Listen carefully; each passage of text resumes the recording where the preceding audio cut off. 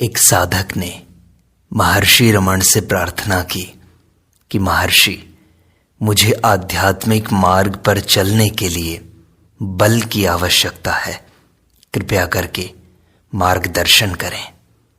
तो महर्षि ने कहा, तुम कल्पना करते प्रतीत होते हो कि गुरु बाहर है, तुम उस गुरु से बल मांग रहे हो। ऐसा नहीं है, गुरु अंदर है। वस्तुतः आत्मा ही गुरु है। इस सत्य का बोध करो, अपने अंदर ही खोजो और उसका दर्शन करो। उस अवस्था में तुम्हारा गुरु से हमेशा के लिए संपर्क रहेगा। तुम्हें बाहर से बल मांगने की आवश्यकता नहीं पड़ेगी। संदेश नित्य उपलब्ध है। यह कभी भी बंद नहीं होता, न कभी यह तुम्हारा परित्याग करता है। तुम गुरु से कभी दूर हो ही नहीं सकते। तुम्हारा मन बहिर्मुखी है, सिर्फ बाहर की तरफ देखता है। इस प्रवृत्ति के कारण मन वस्तुओं का बाहर दर्शन करता है तथा उन्हीं में से गुरु भी है। वस्तुतः सत्य इससे भिन्न है। गुरु आत्मा है। मन को अंतर्मुखी बनाते ही सर्व वस्तुओं का तुम्हें अंदर ही दर्शन होगा। तुम्हें यह अनुभूति होगी कि गुरु ही तुम्हारी आत्मा है तथा उसके अतिरिक्त कुछ भी तो नहीं है। देहात्म बुद्धि के कारण तुमने वस्तुओं को स्वयं से बाहर मान रखा है, किंतु तुम क्या देह हो? तुम क्या ये शरीर हो? क्या ये मन हो? नहीं, तुम आत्मा हो। आत्मा में ही सारी वस्तुएं एवं समस्त ब्रह्मांड विद्यमान है। आत्मा से पृथक कुछ भी नहीं रह सकता। फिर तुम गुरु से पृथक कैसे हो सकते हो, जब गुरु तुम्हारी आत्मा ही है? कल्पना करो कि तुम्हारी देह स्थान स्थान पर भ्रमण करे, तो क्या वह आत्मा से पृथक हो पाती है? इसी प्रकार तुम गुरु से पृथक कभी नहीं हो सकते। महर्षि, मैं सत्य का साक्षात्कार किस प्रकार कर सकता हूं? क्या ऐसा एक भी क्षण होता है जब तुम्हें आत्मा का साक्षात नहीं होता? आत्मा से क्या कभी भी तुम अलग हो सकते हो? तुम सर्वदा आत्मा ही तो हो। महर्षि, मैं प्रतिदिन के कार्य करते हुए आध्यात्मिक जीवन कैसे जी सकता हूं? यह उत्तम है। उच्चतर शक्ति को समर्पण करने से कल्याण होगा। वह शक्ति तुम्हारे कल्याण का मार्ग प्रशस्त करेगी। जहां तक तुम स्वयं को कर्ता मानते हो, वहां तक तुम्हें कर्म फल भोगने पड़ते हैं। इसके विपरीत यदि तुम आत्मसमर्पण करके स्वयं को भगवान को समर्पित कर देते हो, उस उच्चतर सत्ता का साधन मात्र मान लेते हो, तो वह सत्ता तुम्हारे योगक्षेम को वहन कर लेती है तथा कर्मफल को भी संभाल लेती है। तुम कर्मफल से अप्रभावित रहोगे तथा गतिविधि स्वतः निर्बाध चलेगी। तुम सत्ता को स्वीकार करो या नहीं, जगत के विधान में कोई परिवर्तन नहीं होता। प्रश्न दृष्टिकोण परिवर्तन का है। रेलगाड़ी में यात्रा करते हुए भार को सिर पर धारण करने से क्या प्रयोजन है? रेलगाड़ी तुम्हें तथा तुम्हारे भार दोनों को ही वहन करके ले जाएगी, चाहे भार तुम्हारे सिर पर रखा हो अथवा रेलगाड़ी के फर्श पर। भार को सिर पर लाद कर तुम रेलगाड़ी का बोझ हल्का नहीं करते, अपितु स्वयं को ही अनावश्यक क्लांति देते हो। संसार में मानवों के कर्तव्य बोध को इसी प्रकार जानो। महर्षि, मैं 20 वर्षों से दर्शन तथा गहरे आध्यात्मिक ज्ञान में रुचि रख रहा हूं, किंतु मुझे अन्य व्यक्तियों की भांति कोई विचित्र अनुभव नहीं हुआ। मुझ में दिव्य दृष्टि, दिव्य श्रवण का अनुभव करने या कराने की क्षमता नहीं है। मैं स्वयं को वर्तमान देह में निबद्ध मात्र अनुभव करता हूं।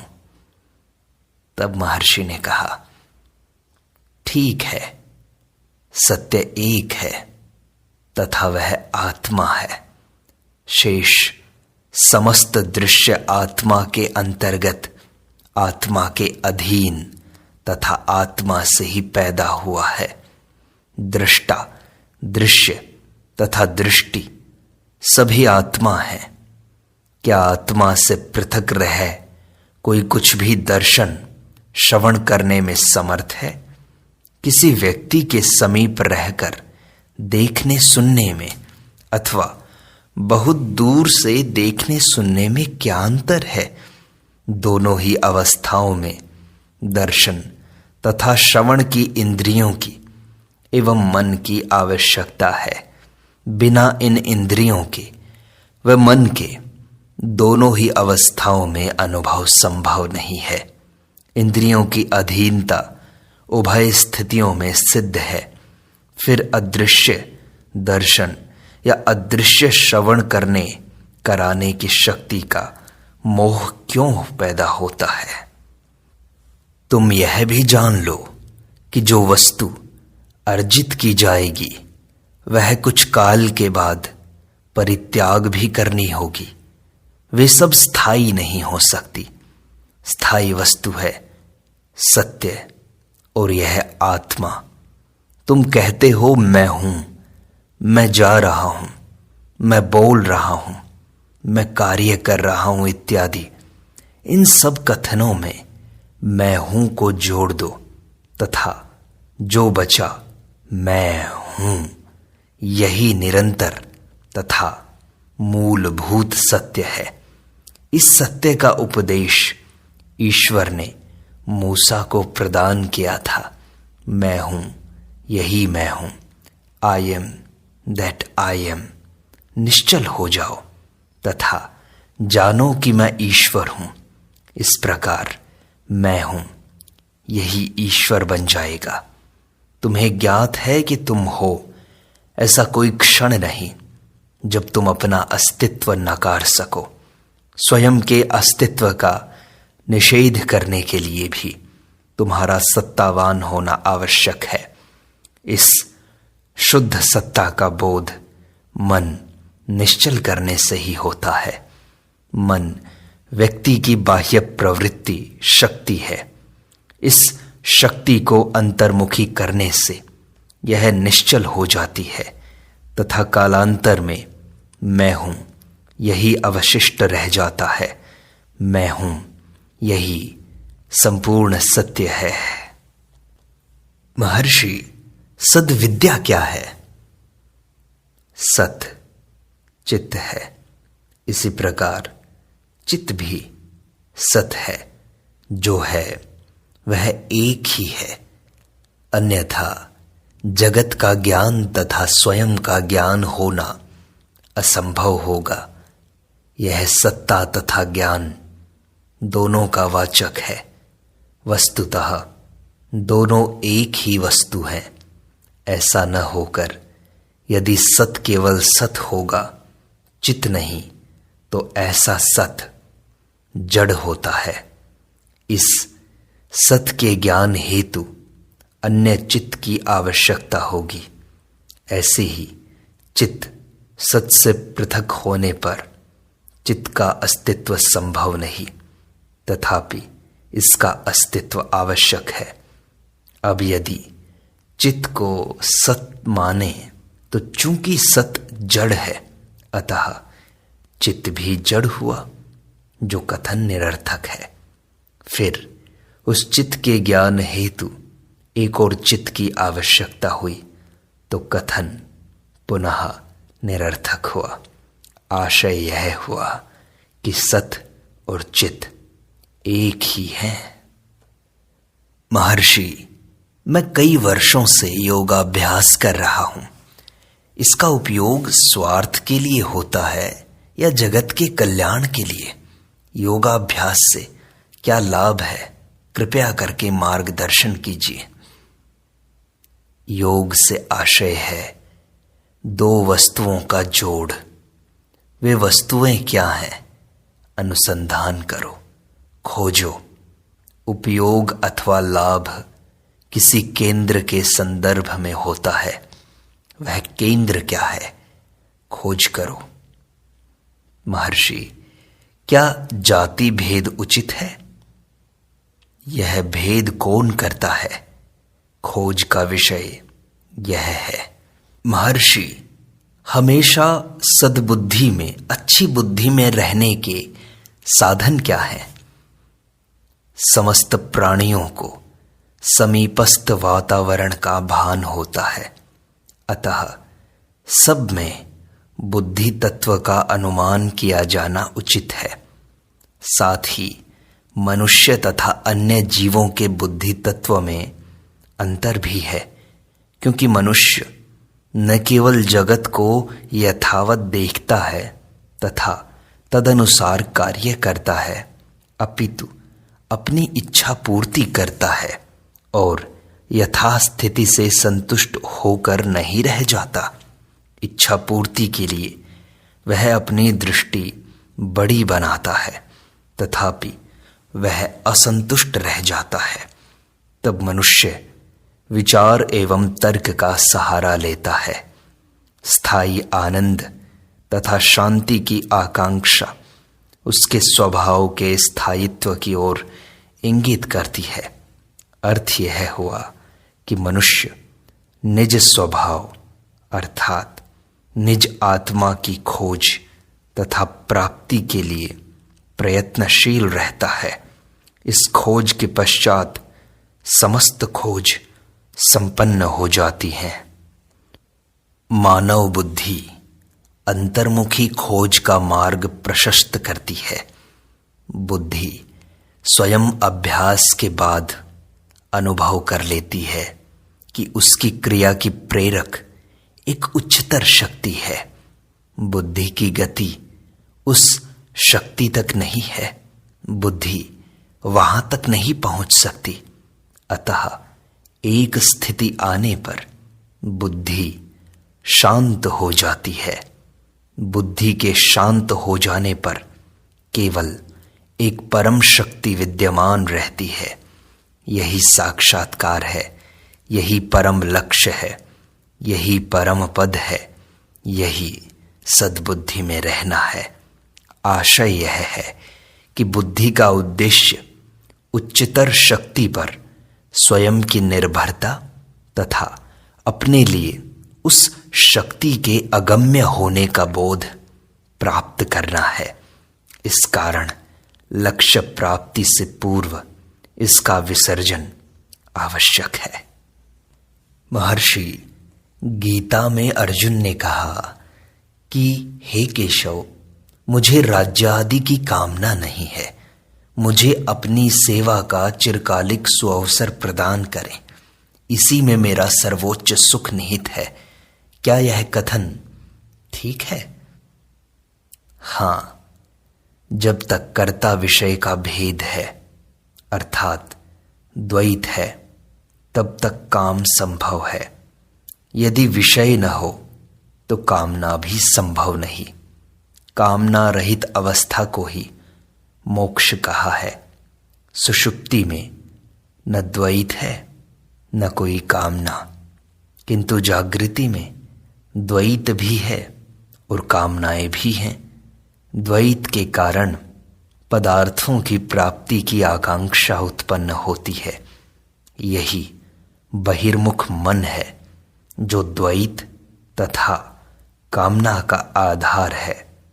यह जानते ही कि आत्मा के अतिरिक्त अन्य कोई परमानंद नहीं है। मन अंतर्मुख हो जाता है। आत्म उपलब्धि के साथ ही सर्व कामनाएं परितुष्ट हो जाती हैं। यही बृहदारण्यक उपनिषद का कथन है। आप्तकामाः आप्तकामाः आत्मकामाः अकामश्च। यही मोक्ष है। महर्षि, मेरा सद्बुद्धि से आशय है कि उत्कृष्ट सन्मार्ग पर आरूढ़ बुद्धि मेरी आकांक्षा इस दृढ़ता का साधन जानने की थी। परम लक्ष्य की उपलब्धि के लिए व्यष्टि भाव को विलय करना होता है, अपने अहंकार को समाप्त करना होता है। बुद्धि व्यष्टि भाव के बराबर है। व्यष्टि भाव का निषेध सब प्रकार की बुद्धि, सद्बुद्धि या असद्बुद्धि के विलय से ही संभव है। इस प्रकार यह प्रश्न ही नहीं उठता। तथापि महर्षि, सद्वस्तु को जानना, सन्मार्ग पर चलना, ग्रहण करना, सद्धर्म का दृढ़ता पूर्वक पालन करना, अन्यथा साधक मार्ग से हट जाता है। वास्तविक बल दृढ़ रूप से सन्मार्ग पर आरूढ़ होने से उपलब्ध होता है। महर्षि, मार्ग में बाधाएं उपस्थित होती हैं। इन बाधाओं पर विजय प्राप्त करने की शक्ति किस प्रकार उपलब्ध हो? भक्ति तथा सत्संग से। तो महर्षि, मोक्ष हेतु अभी व्यष्टि भाव का लय आवश्यक बताया गया। अब भक्ति तथा सत्संग का निरूपण किया जा रहा है। क्या इन साधनों में व्यष्टि भाव नहीं होता? जब मैं भक्ति करूंगा या सत्संग करूंगा तो मेरा भाव तो यही रहेगा कि मैं भक्त हूं, अब मैं सत्संग सुन रहा हूं। इसको कैसे ठीक करें? यह मार्ग साधक के निमित्त निरूपित किया गया है। निश्चय ही साधक ने अभी तक व्यष्टि भाव का विसर्जन नहीं किया है, अन्यथा प्रश्न उत्पन्न ही नहीं होता। साधक के व्यष्टि भाव के विलय हेतु मार्ग प्रशस्त किया गया है। इस प्रकार निरूपण उपयुक्त है। तो महर्षि, क्या स्वराज्य की आकांक्षा उचित है? निसंदेह यह आकांक्षा स्वार्थ से ही प्रारंभ होती है, तथापि लक्ष्य हेतु व्यवहारिक कार्य क्रमशः दृष्टि को विशद बना देता है और व्यक्ति को समग्र देश में विलीन कर देता है। इस प्रकार व्यष्टि विलय वांछनीय है तथा संबंधित कर्म निष्काम कर्म हो जाता है। महर्षि, क्या ज्ञानी व्यक्ति में पाप करने का सामर्थ्य है अथवा उसके द्वारा पाप होने की कोई संभावना है? अज्ञानी ज्ञानी को देखकर उसे उसकी देह रूप में मान बैठता है। आत्मज्ञान न होने से वह देहात्म बुद्धि से ग्रस्त है तथा इस भ्रांति को ज्ञानी की अवस्था में भी देखता है। इस कारण ज्ञानी को भौतिक शरीर मान लिया जाता है। दूसरे अज्ञानी कर्ता न होते हुए भी स्वयं को कर्ता मान बैठता है तथा निज देह कृत कर्मों को स्वयं कृत समझता है। अतः वह ज्ञानी के शरीर को क्रियाशील देखकर उसको भी उसी प्रकार कर्मरत मान लेता है, किंतु ज्ञानी सत्य से परिचित होता है तथा भ्रांत नहीं होता। अज्ञानी ज्ञानी की अवस्था का निर्णय करने में असमर्थ है। अज्ञानी ज्ञानी की स्थिति को नहीं सोच सकता, अतः अज्ञानी ही संदेह से ग्रस्त होता है। ज्ञानी को कभी भी संदेह नहीं होता। वह करता हो तो कर्म के गुण दोष का निर्णय भी करे, पर अब वह करता नहीं है। ज्ञानी कभी करता नहीं होता, आत्मा कभी करता नहीं होती। करता कौन है, इसका अनुसंधान करते ही जान लोगे कि आत्मा क्या है। महर्षि, कर्मों में अद्वैत संभव नहीं है। इसी हेतु प्रश्न उठता है कि द्वैत तो रहता ही है, इसे किस प्रकार देखें। किंतु अद्वैत आवश्यक है। कर्म का निर्देश साधक हेतु आत्म उपलब्ध पुरुषों के लिए नहीं है, वह केवल साधक के लिए है, आत्मज्ञानी पुरुषों के लिए नहीं।